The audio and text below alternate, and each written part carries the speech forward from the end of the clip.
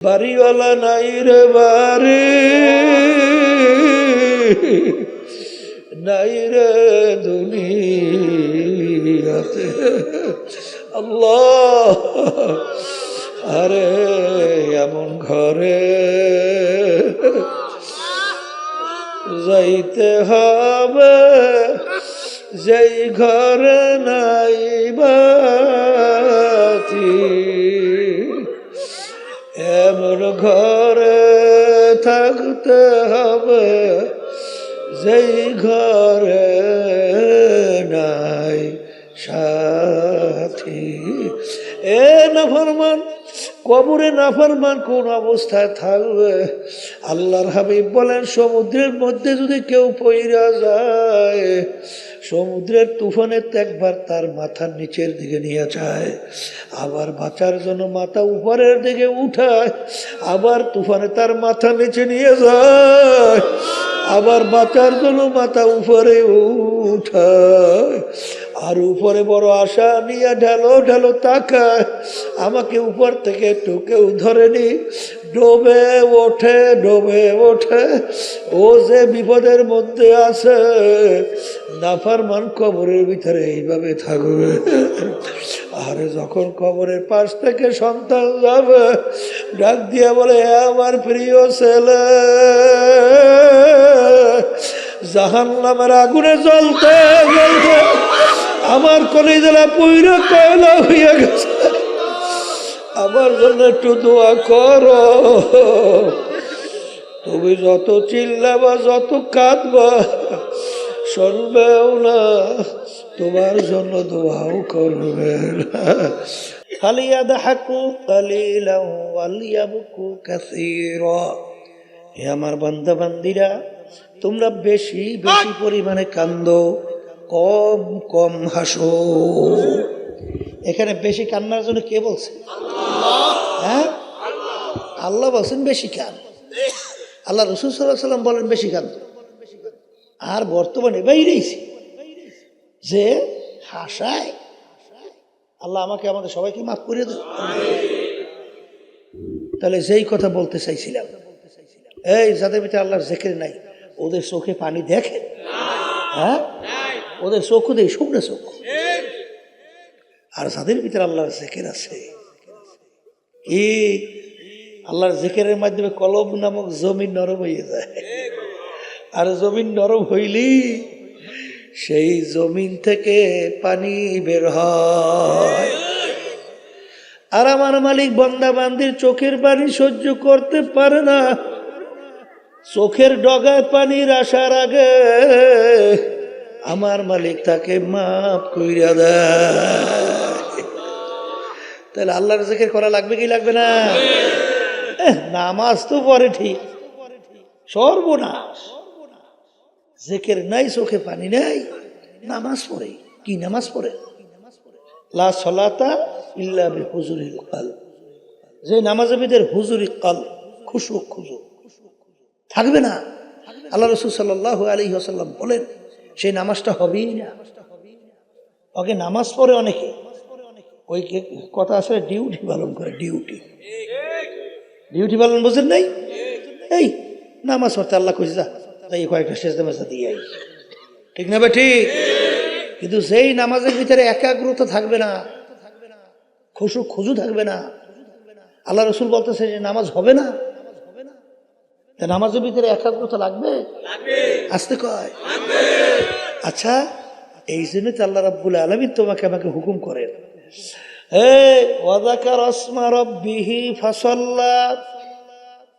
আগে তোমরা আমার নামের জিকির করো, এরপরে নামাজ আদায় করো।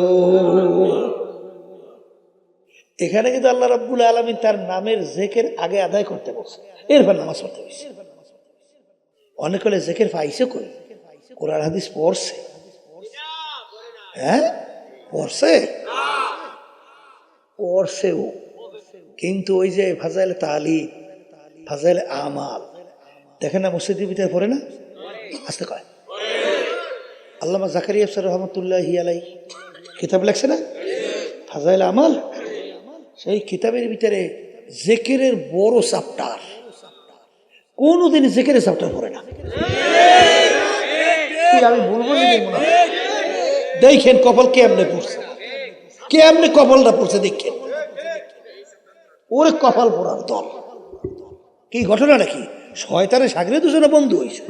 হ্যাঁ, কারণটা কি? জিকিরে চ্যাপ্টার পড়ে না।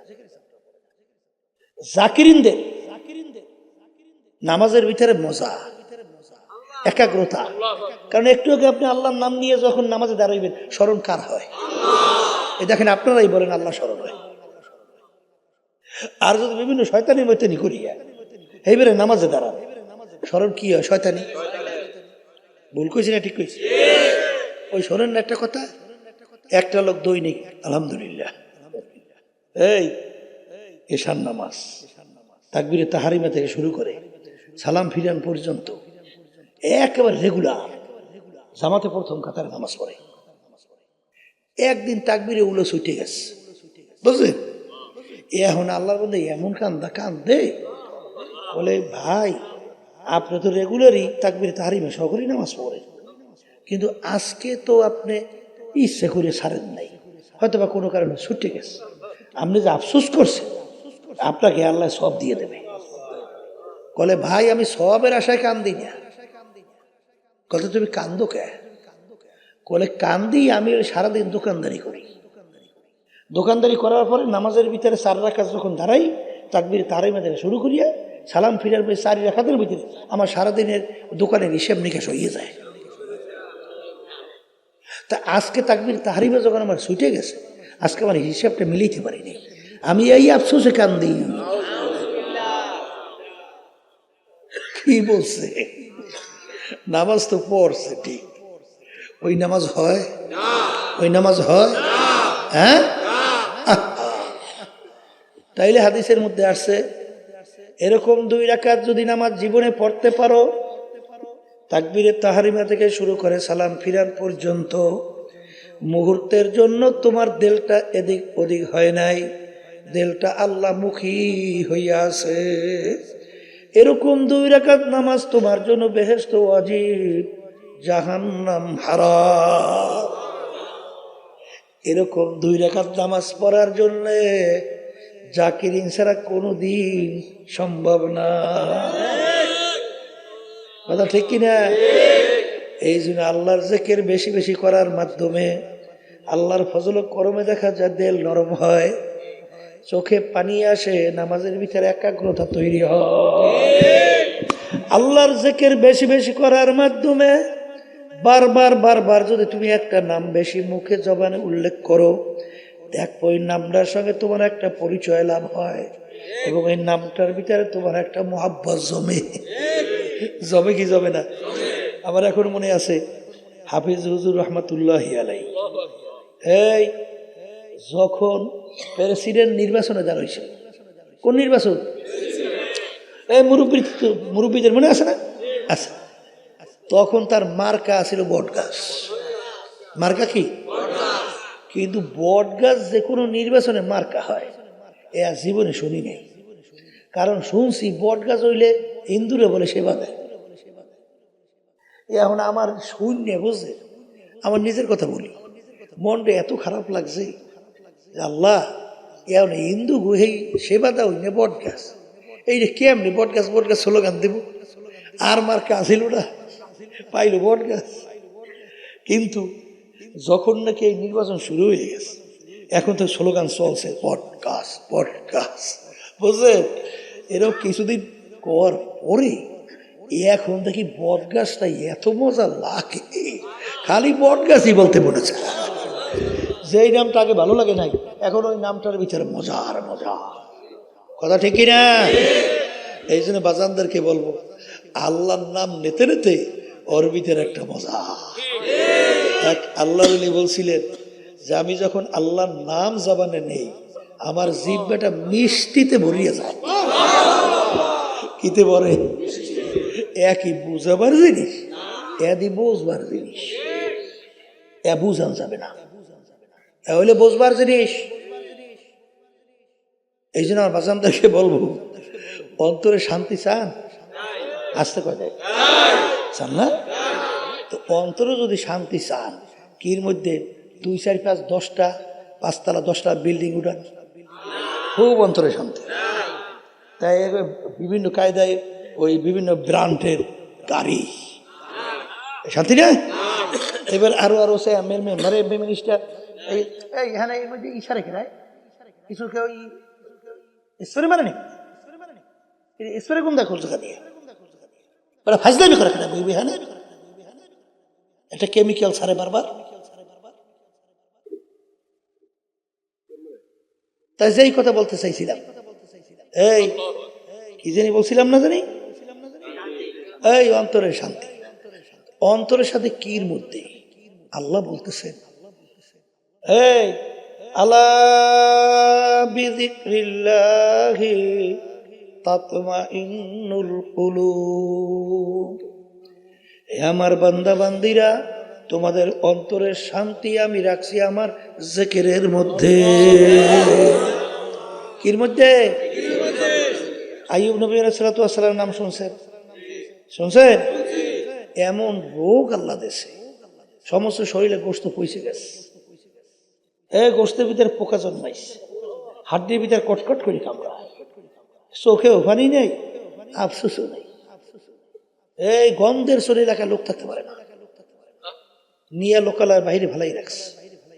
সেদিন জিব্বার ভিতরে পোকা লাগিয়া গেল, সেদিন 2 চোখের পানি ফালাইয়া কান্দে, এ আমার দয়ার মালিক, তুমি আমার সমস্ত শরীর গোশত পচাইয়া ফেলছো, শরীরের ভিতরে পোকা জন্মাইল, হাড্ডির ভিতরে কটকট কইরা কামড়ায়, আমার দিলের ভিতরে কোনো ব্যথা আফসোস ছিল না, কারণ আমার জবানটা ভালো ছিল, জবান দিয়ে আমি তোমার নাম উল্লেখ করার কারণে, তোমার নাম জিকির করার কারণে আমার অন্তরটা প্রশান্তি হইয়া যাইত। কিন্তু আজকে আমার জিহ্বার ভিতরে পোকা লাইগা গেল, আমি যদি তোমার নাম আমার জিহ্বা দ্বারা না নিতে পারি, এই ব্যথা তো আমি সহ্য করতে পারবো না। আল্লাহ রাব্বুল আলামিন তার সমস্ত রোগ যেই চোখের পানি ছাইরিয়া মালিকের কাছে আফসোস করছে, সঙ্গে সঙ্গে সব রোগ ভালো। কথা ঠিক না বেঠিক? তাহলে আল্লাহর জিকিরের মাধ্যমে কি দূর হয়? না, শয়তান দূর হয়। কথা ঠিক? নামাজে একাগ্রতা বাড়ে, এই নেকির কাছে আগ্রহ। কথা ঠিক? দরকার আছে, আছে। আর বাজানদেরকে বলবো, আর একটা শত্রু কথা কইছিলাম জানি কি, ও মাশাআল্লাহ মনে আছে তো, মানুষ শয়তান। মানুষ শয়তান চেনেন? আপনার স্ত্রী হইতে পারে, আবার স্ত্রীদের স্বামীরা হইতে পারে, হ্যাঁ, আপনার ছেলেও হইতে পারে, মেয়েরাও হইতে পারে, আপনার বন্ধু বান্ধব হইতে পারে, আপনার আত্মীয় স্বজন হইতে পারে, আপনার দলের নেতা নেত্রীরাও হতে পারে। কলে হুজুর তা কেমন? এক কথা মনে রাখে, এই যে আপনাকে গুনার মধ্যে উদ্বুদ্ধ করে, কোন যে আপনাকে, সে যদি আপনার স্ত্রী হয়, আপনার স্বামী হোক, আপনার ছেলে হোক, আপনার মেয়ে হোক, আপনার বন্ধু হোক, আপনার আত্মীয় হোক, আপনার দল হোক, আপনার দলের নেতা নেত্রী হোক, সেই হলো মানুষ শয়তান। কথা ঠিক কিনা? এখন মানুষ শয়তান থেকে বাঁচা লাগবে না? এখন জিকির করলে মানুষ শয়তান যায়? তাহাজ্জুদের নামাজে যায়, কোরআন তেলাওয়াতের মাধ্যমে যায়, তাসবিহ তাহলিলের মাধ্যমে যায়। আম্মের ঘরের বউ আপনি জিকিরের মাধ্যমে সরাইবেন কেমনে? পারবে? তাই মানুষ শয়তান থেকে বাঁচা লাগবে না? আল্লাহ রাব্বুল আলামিন বলেন, মানুষ শয়তান থেকে বাঁচার জন্য ওয়াকুনু মা'আস সাদিকিন, তোমরা সাদিকিন বান্দাদের সঙ্গী হইয়া যাও। সোহবতে সালেহ তোরা সালেহ কুনাদ, সোহবতে তালেহ তোরা তালেহ কুনাদ, জামানা সোহবত বা আউলিয়া বেহতরা সদ সালে তাআত বেরিয়াব, গেলে খুশবু ইদার হাম্মামে রোজে রসিদাস্তে মাহবুবে বাদাস্তা। বলেন সৎসঙ্গে স্বর্গবাস। মুখ খুলে বলেন, অসৎ সঙ্গে সর্বনাশ। আমি মনে হয় ভুল বলি নাই। এই আপনার সন্তান কোনো খারাপ চরিত্রের ছেলেদের সঙ্গে মিশতে দেন? দেন না কেন? ওই দেন, আপনি কেউ খারাপ বলছি কি হয়ে যায়? হ্যাঁ, তাহলে বুঝা গেল সৎসঙ্গে স্বর্গবাস। অনেকে দোয়া আছে, হুজুর নামাজ ভালো লাগে না, হুজুর গুনার কাম ছাড়তেই পারি না, হুজুর কেমনে ভালো হবো, চেষ্টা করি রাস্তাই পাই না। রাস্তা পাইবেন কেমনে? রাস্তায় চলেন? হ্যাঁ চলেনি তো, তাই পাইবেন কেমনে? আপনাকে আল্লাহ বলতেছেন তুমি সদেকিন বন্দাদের সংস্পর্শে যাও, তাদের সোহবতে থাকো, তা যাবা না তুমি ভালো হবা, পারবা না, কোনোদিন সম্ভব না। শোনেন, আপনি আর কি, আল্লামা জালালউদ্দিন রুমি রহমতুল্লাহি আলাইহি বিশ্ববিখ্যাত আলেম না? নাম শোনেন নাই? আল্লামা জালালউদ্দিন রুমি নাম শুনছেন? তামাম বিশ্বের ভিতরে উল্লেখযোগ্য আলেম। তিনি বলতেছেন, খোদ মাওলানা রুমি না শোধ, তা গোলামে শামসুত্তিবরিজি না শোধ। আমি রুমি ততক্ষণ পর্যন্ত রুমি হতে পারি নাই যতক্ষণ শামসুত্তিবরিজি সংস্পর্শে যাইয়া তার সাগরেদ হইতে পারি নাই। এই আল্লাহর বান্দারা, বাস্তবতা আছে না নাই? বাস্তবতা আছে না নাই? এই মাটির চাকার থেকে গোলাপ ফুলের গ্রাম। জিজ্ঞাসা করে মাটির চাকা, তুই কোনো মিসকাম্বা না, তুই গোলাপ ফুল না কোন সুগন্ধি, এত গেরান তোর থেকে আসে কেন? পরিচয় দাও। মাটির চাকা উত্তর দেয়, আমি কোনো গোলাপ ফুলও না, কোনো মিসকাম্বার, কোনো সুগন্ধিও না। তাহলে এত গেরান কেন আসে? বলে, আমি যেই জায়গায় ছিলাম একটা গোলাপ ফুল ফুইটা আমার সঙ্গে লাগিয়ে রইছে। কি ফুইটা?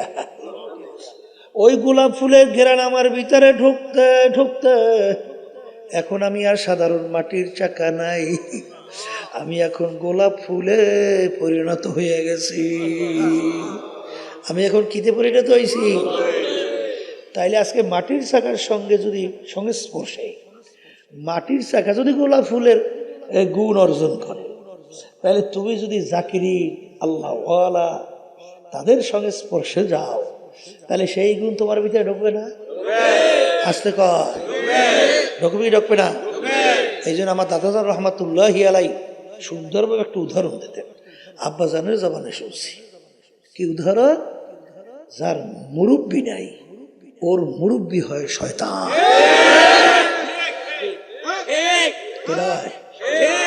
হ্যাঁ, বাস্তবতা আছে না নাই? এই ফাও কথা বুঝছেন না। আল্লাহ রাসূল সাল্লাল্লাহু আলাইহি ওয়াসাল্লাম বলেন, সাহাবায়ে কেরামদেরকে লক্ষ্য করিয়া, এ আমার সাহাবারা, তোমাদের প্রত্যেকের জন্য ভিন্ন ভিন্ন একটা শয়তান নির্ধারণ করা আছে, প্রত্যেকের জন্য। সাহাবায়ে কেরাম প্রশ্ন করলেন, হে আল্লাহর রাসূল সাল্লাল্লাহু আলাইহি ওয়াসাল্লাম, হুজুর আপনার জন্য কি একটা শয়তান নির্ধারণ করা আছে? আপনার জন্য কি একটা শয়তান নির্ধারণ করা আছে? সাহাবারা প্রশ্ন করছে। আল্লাহ রাসূল সাল্লাল্লাহু আলাইহি ওয়াসাল্লাম বলেন, হ্যাঁ আমার জন্য একটা শয়তান নির্ধারণ করা আছে, কিন্তু ওয়ালাকিন আসলামানি, কিন্তু ও আমার কাছে আত্মসমর্পণ করছে। কারণ আল্লাহ রাব্বুল আলামিন তার রাসূল 24 ঘন্টা তার কুদরতি নিয়ন্ত্রণে ছিল। কথা কয় না? কথা ঠিক না? ঠিক। তাহলে শয়তান সবার জন্য নির্ধারিত।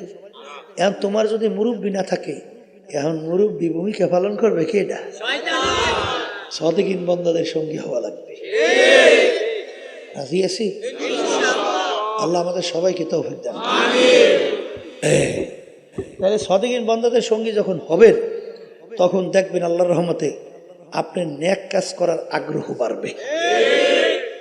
আমি বাস্তব বলছি না ভুল বলছি? হ্যাঁ, আপনি দেখেন দাদাজান রহমতুল্লাহি আলাইহির ঘটনা শুনছি। এই এক চরমনাইয়ের মুজাহিদ দাদাজানের কাছে বলতেছে, হুজুর আমার ছেলেটা, হুজুর এক ছেলে বসে বসে উলুলুলুলুলুলুলুলুলুলু এইটা কয়, উলুলুলুলু। আসলে উলু হবল কথা বুঝছেন? এইটা উলুলুলুলুলু। হিন্দুরা কয় না? আচ্ছা, এখন হুজুর আমি তো বিপদেই পড়ছি, আমার ছেলেকে যত জেকে শিখাই ও খালি উলুলুই কয়। দাদাজান বলছেন তোর ঘর করছো কোন জায়গায়? হিন্দু বাড়ির পাশে? বলে হয় হুজুর হিন্দু বাড়ির পাশে। বলে তাড়াতাড়ি ওখান থেকে ঘর সরাও। সরাইয়া যেখান থেকে আজানের শব্দ শোনা যায়, যেখানে কোরআনুল করিম তেলাওয়াতের শব্দ শোনা যায়, যেখানে মালিকের জেকারের আওয়াজ শোনা যায়, এই জায়গায় যে ঘর বানাও। ওই আল্লাহর বান্দা কথা শুনে ঘর ভাঙ্গিয়ে শৌচা নিয়ে এমন জায়গায় বানাইছে। এখন কয়েকদিন পরই এখন সন্তান বলতেছে লা ইলাহা ইল্লাল্লাহ, লা ইলাহা ইল্লাল্লাহ, লা ইলাহা ইল্লাল্লাহ মুহাম্মাদুর রাসূলুল্লাহ। তাহলে সোহবতের গুরুত্ব আছে না নাই? আছে না নাই? সোহবত এমন এক জিনিস বাজান ভালো কইরা জানা লাগবে। ওই যে শুনছেন ইমাম ফখরুদ্দিন রাজি রহমাতুল্লাহ আলাইহি বাজান, তিনি পীর সাহেব হুজুরের কাছে গেছিলেন। পীর সাহেব হুজুরে বলেন আপনি কে? আমি ইমাম ফখরুদ্দিন রাজি। বলে ওই যে শুনছি বিশ্ববিখ্যাত আলেম সে?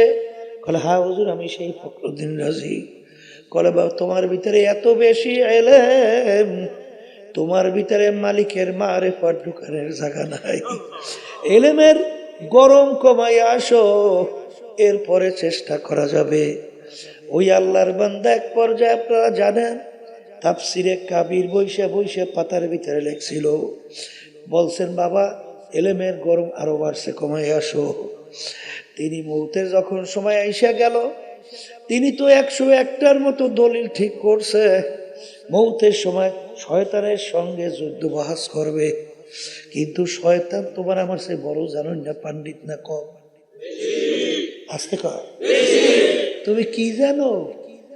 হ্যাঁ একটু বিসমিল্লাহ তার কি কয়েকটা করি, ওরে সর্বনাশ বিশাল আলেম। ওদিকে শয়তান বোঝাই হিংসায় ভরা। ঠিক না বাটি? আসমানি 104 কিতাব, এই 104 কিতাবের ইলম আল্লাহ রাব্বুল আলামিন ইবলিসের মধ্যে দান করছে। এত বড় জানেন না পণ্ডিত, কি বলছেন? এখন ইমাম ফখরুদ্দিন রাজি রহমাতুল্লাহ আলাইহি তার দলিল খণ্ডন করতে আর কোনো অসুবিধা? এত টাস টাস টাস টাস শেষ। এখন ইবলিসের কথা মাইনা নেওয়া লাগে। ওদিকে এই শামসুদ্দিন কুবরা রহমাতুল্লাহি আলাইহি, এই নাজিমুদ্দিন কুবরা রহমাতুল্লাহি আলাইহি, নাজিমুদ্দিন কুবরা রহমাতুল্লাহ ওযু করতেছেন আর কাশফের মাধ্যমে দেখতেছেন শয়তানের সঙ্গে সোয়াল জব চলছে। যখন দেখছে যে ফেল করছে তখন পানি উঠাইয়া বলে এই ইমাম ফখরুদ্দিন রাজি বলো বিনা দলিলে আল্লাহ, এই মিশর বিনা দলিলে আল্লাহ, লা ইলাহা ইল্লাল্লাহু মুহাম্মাদুর রাসূলুল্লাহ। কালিমা পড়ে দুনিয়া থেকে বিদায় হয়ে চলে গেছে। কথা ঠিক কিনা? শোনেন সোহবত কি জিনিস, হাদিসের ঘটনা।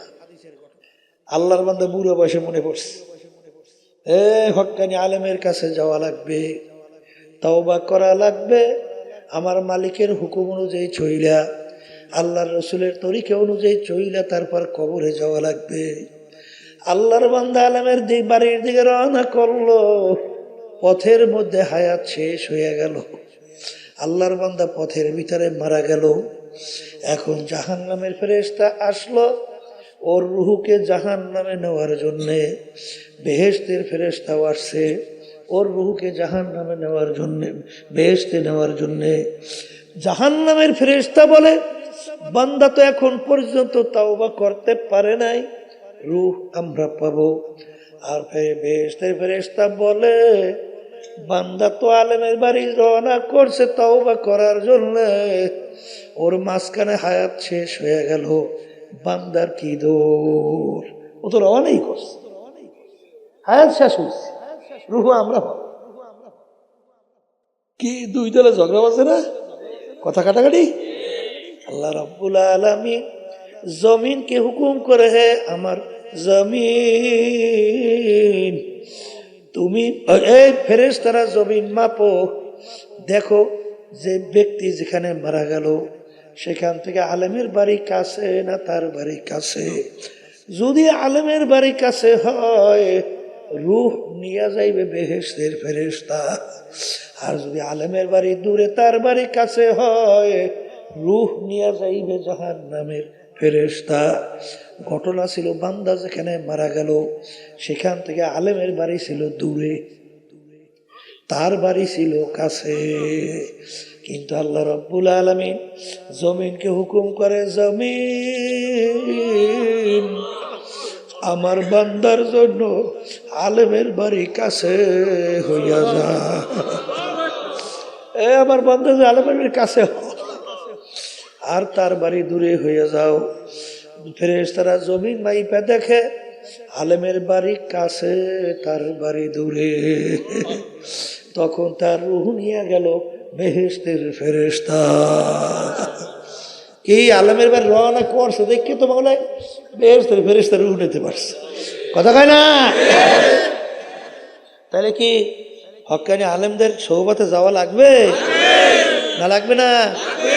খবরদার বাজান ভুল কইরো না, খবরদার, আল্লাহর হুকুম, কথা ঠিক কিনা? নেকের পাল্লা ভারী করা লাগবে, গুনার কাল্লা হালকা থাকা লাগবে। আর নেকের পাল্লা ভারী করার জন্য কোরআন এবং হাদিসের বাহিরে পথ ছাড়া অন্য কোনো পথ নাই। আছে আছে আছে? যদি নাই থাকে আমার বাজানদেরকে বলবো, পর্দার আড়ালের মা বোনদেরকে বলবো, দুনিয়া কিন্তু স্থায়ী জায়গা না, কোন স্থায়ী দুনিয়ার জিন্দগি স্থায়ীভাবে কেউ থাকতে পারে না, কেউ পারবে না। হে বড় লোক আমার বাবারা, হে ধনী আমার বাবারা, হে ক্ষমতা সম্পন্ন আমার বাবারা, হে চেয়ারম্যান মেম্বার এমপি মিনিস্টার আমার বাবারা, দুনিয়া কিন্তু শান্তির জায়গা না, কেউ কোনোদিন পায় নাই, কেউ কোনোদিন পাবে না। আর দুনিয়া দারুল মেহনে ওয়াল বালা, দুনিয়া বালা মুসিবতের জায়গা, কষ্ট ক্লেশের জায়গা। বাজার একটু চক্ষু বন্ধ কইরা মোরাকাবা করো, এরপরে তালাশ কইরা দেখবা সব প্রশ্নের উত্তর পাবা। দুনিয়া শান্তির জায়গা না, ইতিহাস পইরা দেখো। ফেরাউন মাওলার সঙ্গে চ্যালেঞ্জ করলো, খোদাই পর্যন্ত দাবি করলো, বনে এসে ছেলে সন্তানগুলা ধইরা ধইরা জবাই করলো। এত বড় পাওয়া কেউ বলার কোনো শক্তি নাই। ওকে আমার মালিক দুনিয়ার ভিতরে এমন আরামে রাখছিল, 750 বছরের মধ্যে ইতিহাসে দেখা যায় একদিন একটু সর্দি জ্বরও হয় নাই। এত আরামে আমার মালিক ওকে দুনিয়ায় রাখছিল। ওর বাড়ির দরজায় এমন একটা গাছ ছিল, যে কোনো রোগের নিয়াত কইরা খাওয়ার সঙ্গে সঙ্গে রোগ ভালো হয়ে যাইত। ওর কথায় নীল দরিয়ার পানি ভাটা জ্বর হইতো। এত আরামে আমার মালিক দুনিয়া রাখছে। কিন্তু সেই ফেরাউনের যখন হায়াতের বেড়া শেষ, আমার মালিক ওকে নীল নদীর ভিতরে ফালাইয়া চুবাইয়া চুবাইয়া তারপর মারছে। এই ফেরাউনের পাত্তা আছে? আসতে কয় যেরকম আছে। নমরুদ মাওলার সঙ্গে চ্যালেঞ্জ করলো, আর খলিল ইব্রাহিমকে আগুনের ভিতরে ফেলাইল। আরে আমার মালিক একটা ঠ্যাং ভাঙ্গা মশা ওর মস্তকের ভিতরে ঢুকাইয়া এমন ভাবে জ্বালা পোড়া শুরু করলো, মাথা আশ্রাইয়া পাশরাইয়া শেষা বেসা করে মারলো। নমরুদের পাত্তাও পাওয়া যায় না। সাদ্দাত মাওলার সঙ্গে চ্যালেঞ্জ করলো, দুনিয়ায় ওর নিজের বানানো বেহেশত তৈরি করলো। বেহেশত কমপ্লিট দেখার জন্য দলে বলে গেল, দেখে বেহেশতের দরজায় বুড়া দাঁড়াই আছে।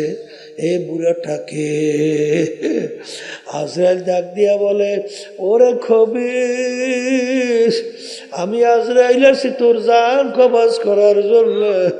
শোনার সঙ্গে সঙ্গে থরকম্পন শুরু হয়ে গেল। আরে খবিস সাদ্দাত বলে, ভাই আজরাইল বড় শখ কইরা বেহেশত তৈরি করলাম, একটা নজর দেখার সুযোগ দাও।